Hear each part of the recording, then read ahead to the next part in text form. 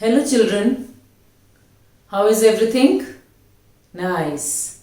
So, here I am back with my next video for class 9th of the chapter Matter and its Surroundings, and here in this particular video we will be dealing about the changes in the states of matter and effect of temperature on this change. So first of all, what is the change of state of matter? We know matter exists in three different states, which are solid, liquid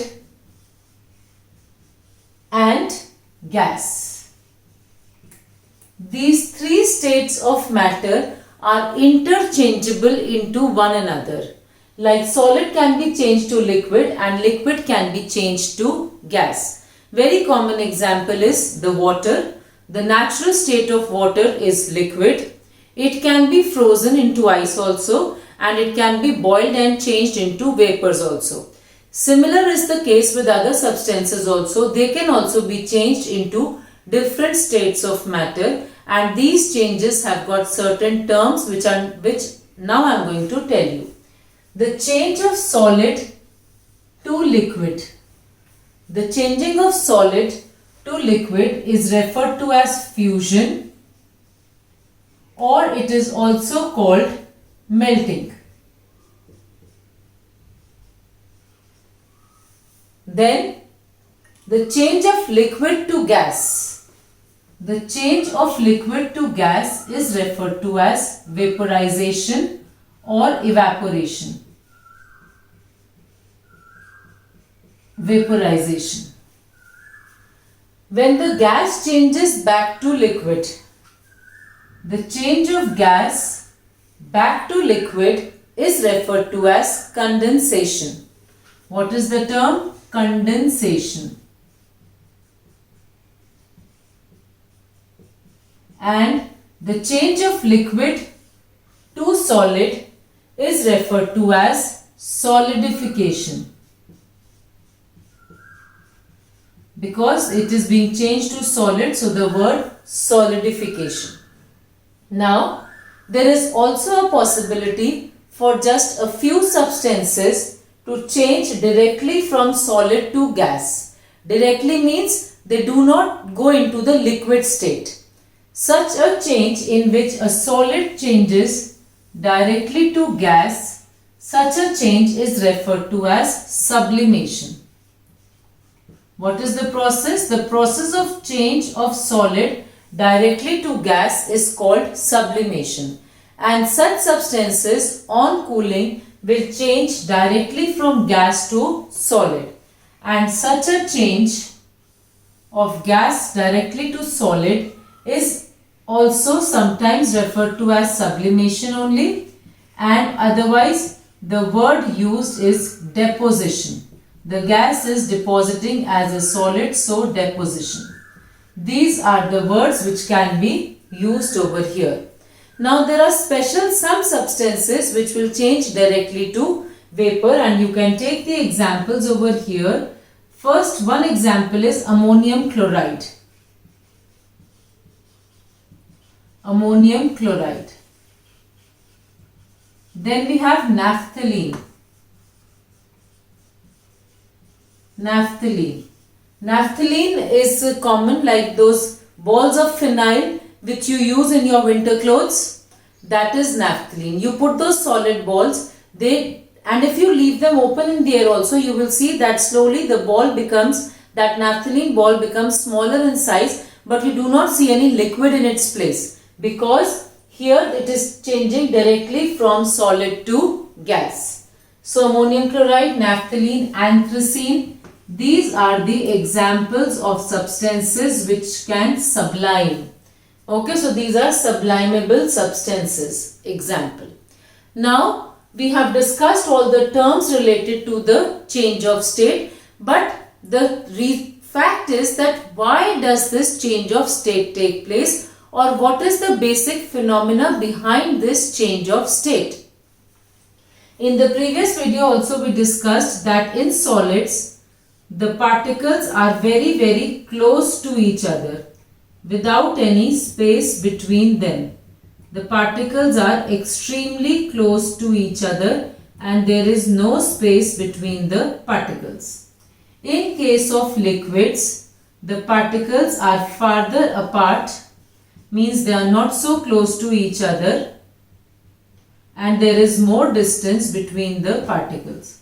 And in case of gases, we did that the particles are very far away from each other like this. And the particles in the gas are in random motion. So from this we can conclude that if the particles are very close to each other, we know that particles are always in the random motion. They have motion between them, but the motion is highly restricted in case of solids. There is more motion in case of liquids and all the more motion in case of the gases. Now, the particles being very close to each other in case of solids have a strong force of attraction between them and they only vibrate very little about their mean position, therefore they cannot leave their place and they remain as a solid. In liquid, the particles are slightly farther away from each other. There is more scope of motion, so particles vibrate with more energy and therefore if the distance between the particles is increased, the solid can be changed to liquid. And in the gases, the distance between the particles is all the more. There is almost no force of attraction and the particles are free to move around. So if the distance between the particles of the liquids is increased all the more, that the force of attraction is finished, then we can change the liquid to the gas. So the basic idea of changing the state is increasing the distance between the particles. And if the reverse has to happen, gas has to change to liquid, liquid has to change to solid, then my basic idea will be to decrease the distance between the particles. Now there are two ways by which this can be achieved, that is increasing the distance between the particles and hence bringing about the change of state. In that, the first one is effect of temperature. So here we are going to first discuss the effect of temperature. You know, when we heat something, what are we supplying when we are heating something? When we are heating something, we are supplying energy to that in the form of heat. And when the substance gains energy, then in that case, the added energy to those particles will make them vibrate with a more speed because they have gained energy. Now, effect of temperature. So, suppose there is solid and these are the particles of the solid very close to each other. Then what is the case? Now, if I heat the solid, the particles will gain energy and if they were vibrating very little initially, due to the gain in energy, they will start vibrating with more and more energy and moving more and more rapidly. So as the energy level will increase, the particles will have energy and they can move from their place with more vigor. So as the distance between the particles will increase, the solid will change to liquid, and on further heating, the particles of the liquid will also start vibrating with more energy and they can also leave their space and can change to gas with lesser particles. So basically, when we are heating, we are trying to supply energy to the particles, which is making the particles move farther apart and hence bringing about the change of state. I hope this is clear. Then one very important topic related to this effect of temperature is latent heat. Now this word, I suppose, is new to you, so you need to understand carefully what is latent heat. See children, first I will perform an experiment and then through that experiment I am going to explain what is latent heat. I have a conical flask here with a 1-hole cork in it, and in the conical flask I have taken ice. Pieces of ice I have taken and I have stuffed this nicely with ice, crystals of ice, and in this we have put a thermometer. If you see this bulb, this is a thermometer, and what is the purpose of the thermometer? To record the temperature. I begin to heat this ice. One more thing which we already know is that the temperature of ice is 0 degree Celsius. What is the temperature of ice? 0 degree Celsius. So we start heating and we note the temperature in the thermometer and we see that the temperature is 0 degree Celsius. Heat is being continuously supplied, but we see that the ice begins to melt, but the temperature is not changing. The temperature is still 0. We continue heating, we keep on observing that the ice is melting, but the temperature is not changing, the temperature is not increasing, until the entire ice has melted and changed into liquid. So ice is the solid state, and here I am getting the liquid state, that is water, and I observe that heat is being supplied but there is no change in temperature. The temperature remains 0 degree Celsius till the entire ice melts. Once the ice melts, I note that the temperature in the thermometer is now beginning to increase. The mercury is rising slowly because heat is being supplied till the water starts boiling at what temperature? Till the water starts boiling at 100 degrees Celsius. Once we observe the water boiling, slowly what will happen? This boiling water will start giving out water vapors. Heat is being supplied, but I will observe that now again the temperature has become constant at 100 degrees Celsius and the boiling water has changed to water vapor.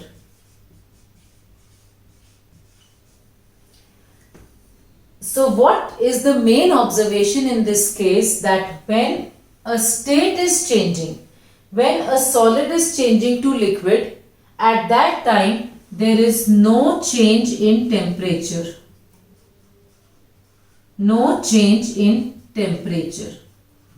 And similarly, when the change of state is taking place here also, boiling water, liquid water is changing to water vapor, then also there is no change in temperature, though continuously heat is being supplied to it.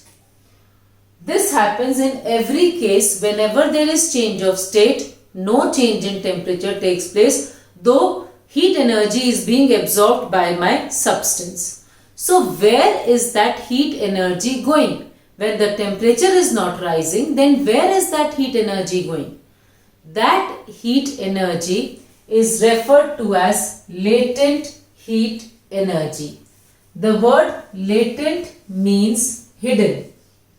So you can see that this solid ice is taking the heat but is not raising the temperature. It means that heat is hiding itself somewhere. And where is that heat hiding itself? This heat is hiding itself in this liquid water. So what is over here? We have solid ice changing to liquid plus latent heat energy is being stored in this liquid water.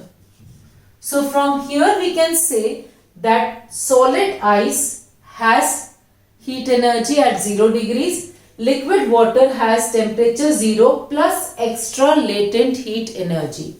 And this is the answer to the question that ice at 0 degrees has a more cooling effect than water at 0 degrees, because water has more heat energy in it in the form of latent heat which is not visible to us, while ice does not have that latent heat and hence has a more cooling effect.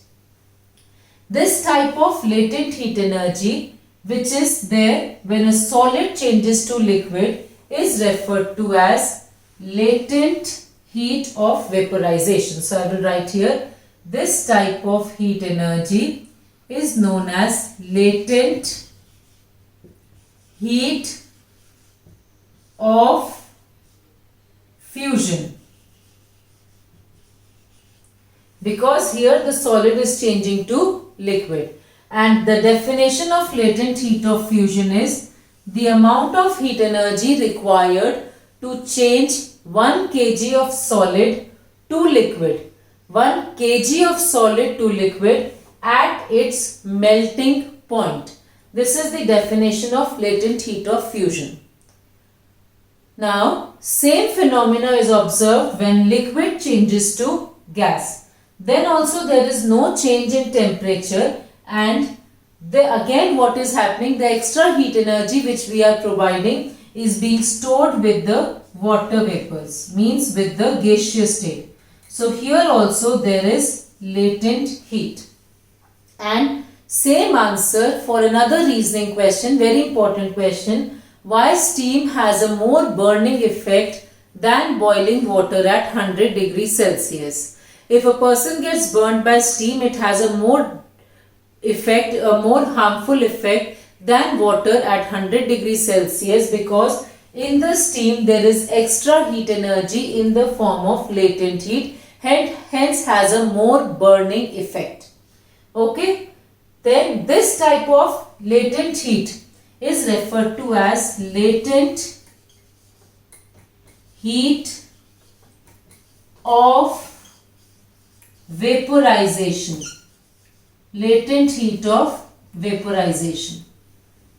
So how will we define latent heat of vaporization? The latent heat of vaporization is the amount of heat energy required to convert 1 kg of liquid to vapors at its boiling point. I repeat, the amount of heat energy required to convert 1 kg of liquid to vapor at its boiling point. So this is the effect of temperature on the change of state. Due to the increased energy supply, the particles move far apart and they separate from each other and therefore bring about the change in state. If we have to convert gas to liquid and liquid to solid, then we do the cooling effect. Because on cooling, the energy will decrease, the particles will come closer to each other, and when the distance between the particles will decrease, gas will change to liquid and liquid will change to solid. I hope all this is clear to you. Now, in the next video, we will be taking up the effect of pressure. Just as temperature brings about changes, pressure also brings about changes in the state of matter. So that will be dealt in the next video. The link you can find in the description box. Go through the content thoroughly. You will learn things easily. And if you have subscribed, that's good. If not, don't forget to subscribe and like and share with your friends and relatives for their help also. Thank you.